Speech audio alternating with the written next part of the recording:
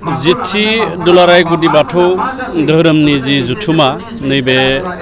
जोंनि बिश्वनाथ जिल्लानि नैबे खरथें बसुमतारी मुंख्लं खरथें बसुमतारी गोसोखां बे गेवलां फोथाराव 29, 30 आरो 31 जानुवारि बे सानथामनि हाबाफारि लानानै बे जुथुमाया जालाङो आरो दिनैनि बे गेवलां मेलाव जोंनि मानगोनां बिटिआरनि चिफ प्रमद बर' बिथाङा फैनो हायैलाय आंखौ थिनहरदों आरो आङो बे मेलाव गेवलां मेलनि बेखेवगिरि महरै आङो बाहागो लाफैदों आरो आङो जोबोद गोजोननाय मोनदों जे जोंनि आइ आफा जोंनि धोरोम सिबियारि बिथांमोना गावनि आंगो धोरोमखौ सिबिनायजों लोगोसे जोंनि आसार खान्थि जोंनि हारिमु राव थुनलाइ सोदोमस्रि गासैखौबो मोजाङै फोथांनानै लाखिनो थाखाय बे धोरोमखौ बजबनानै सिबिगासिनो दङ आं गोजोननाय मोनदों आरो बे गुदि बाथौ धोरोमा बिथांमोननि गाहाय मावखुलिया क'क्राझारनि जोंहा कारिगावआव दङ बिथांनि मावखुलिया बिथांमोननिया आङो जोंनि बिटिआर सरकारनि कालसार बिफाननिफ्राय बिथांमोना जाहाथे थांनानै अफिस जिरायनो हायो मिटिं खुंनो हायो बिनि थाखाय 20 लाखनि आङो कमिउनिटि हल बिथांमोननो होगोन होननानै फोसावदों आरो बियो नैबे एमपि इलेक्सननि जोबनाय लोगो लोगो बेनि लुफुंनाय खामानिया सोलिगोन दा आङो बिनि गेजेरजों बेखौनो फोरमायगोन जे धोरोम सिबिनायजों लोगोसे जोंनि राव थुनलाइ हारिमुखौथ' जों फोथांनानै लाखिनांगोनानो बेनि अनगायैबो धोरोम सिबिनायनि गेजेरजोंनो जोंनि रांखान्थि सोलोंथाइ समाज बेबस्था गासैबो बिथिंखौ जोङो फोसाबनानै लांनांगोन दा जोंनि बे बाथौ धोरोमारि आंनि गासैबो सिबिजाथाव रायजो राजा बिथांमोननिसिम आं बेखौनो खावलायगोन जे धोरोम सिबिनायजों लोगोसे धोरोम सिबिखालि जाय सानखालि जोङो धोरोम सिबिगोन जाय खालि गारजा होगोन बा गुबुन गुबुन जोङो धोरोमनि थाखाय खामानि मावगोन बै खालि धोरोमनि बाथ्रा सावरायनायजों लोगोसे जाहाथे जोंनि रांखान्थि सोलोंथाइ समाज बेबस्था गासैबो बिथिंखौबो जाहाथे सावरायफालाङो आरो जोंनि जि जाखांफुनाय इयुन जोलै जाखांफुनाय जि उन्दै उन्दै गथ'फोर बिथांमोनखौबो धोरोमनि गियान सोनायजों लोगोसे जोंनि हारि अननायनि जि गोसो बेखौ जाहाथे सोनानै होयो आं बेखौनो नैबे समाव खावलायो जिहेतु एक्सएनडिएफबिफ्रा एकर्ड डेखौ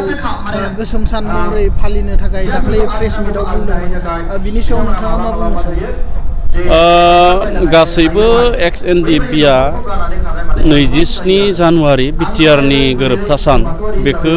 ब्लेक डे हिसाबै फालियाखै साथामसो फालिदों जायफ्रा दिनै एकर्डनि ओंथिखौ बुजियाखै एकर्डनि खालामनांगौनि बा खालामनायनि जाहोनखौ बिथांमोना बुजि मोनाखै हयथ' बिनि थाखाय बिथांमोना बेबायदि मोनसे सानथावै बा जों जायखौ सानाखैमोन बेबायदि हयथ' हाबाफारिखौ बिथांमोना लादों बेयो बिथांमोननि साननायसो नाथाय गासैबो एनडिएफबिआ बे 27 जानुवारि बे जानुवारिखौ बेबायदि बिथांमोना खालामनाय बायदि खालामाखै बरंस जोङो बिटिआरनि 4थि बोसोरनि सुक्ति हिसाबै बे थांनाय 27 जानुवारिखौ जोङो फालिदों आरो जोङो बुंनांगोन बिटिआर सुक्ति जानायनि उनाव जोंनि बड'लेण्ड ओनसोलाव आरो बुंनो थाङोबा दुलाराय आसामावनो जाय जाय जायगायाव बर' सुबुङा दङ बेयाव जोङो खुनु गिनांगौ जेबो असान्ति बिदि मोनसे परिबेस फैयाखै नङाब्ला गोदोआव आन्दालन खालामनायनि थाखाय सोमावसारनायनि थाखाय गोबां जोंनि जायफोर फरायफुनाय सेंग्राफोर जायफोर फरायफुनाय सिख्लाफोर बा आबादारि फालांगारि बिथांमोना आसामनि खना खनला थांनानै गोबां खस्थ' मोननांदों दुखु सैनांदों आरो मालाबा जोंनि सुबुंफ्रा जिउबो गोमानो गोनां जादों नाथाय बियो 2020 मायथाइनि 27 जानुवारिनिफ्राय बिदि थासारि जोंनियाव फैयाखै दा बेखायनो बिथांमोना मा साननानै खालामदों दा बिथांमोननि खोथा नाथाय आं खावलायगोन जे माखासे समयसा माखासे जेंना बिथांमोना जायफोरखौ लुबैदों बेखौ जोङो जिरायनानै सावरायनांगोन आरो बिथांमोननि जि बुंनाय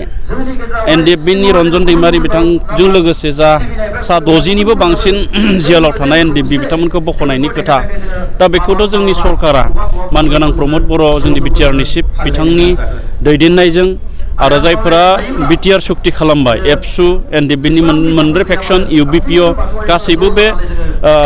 बिटिआरनि दफाफोरखौ मावफुंनो थाखाय नाजादों आरो जेलाव थानाय एनडिएफबि बिथांमोनखौ रन्जन दैमारिखौ लाफानानै गासैखौबो जेलनिफ्राय बख'नायनि जि प्रसेस बे प्रसेसखौ मावगासिनो दं नाथाय बिनि थाखायनो एसे सम नांगोन जोंनो आरो बे नांनाय समखिनाखौ जोङो सावरायलायनानै बोरै जोङो खौसेयै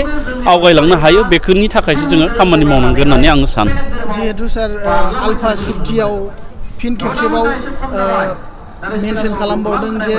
सय जनगोष्ठीनि खोथाखौ बेयाव बुंनाय जादों बे दफायाव 3 दफायाव जिहेतु जुदि थारैनो सय जनगोष्ठीखौ मोनमारोब्ला थाखानाय एसटिफ्रा माबाफोर खहा जागोन नामा? ओरैनो आवगायाव जिफोरबायदि बाथ्रा सावरायदोंमोन आसामाव मोनद'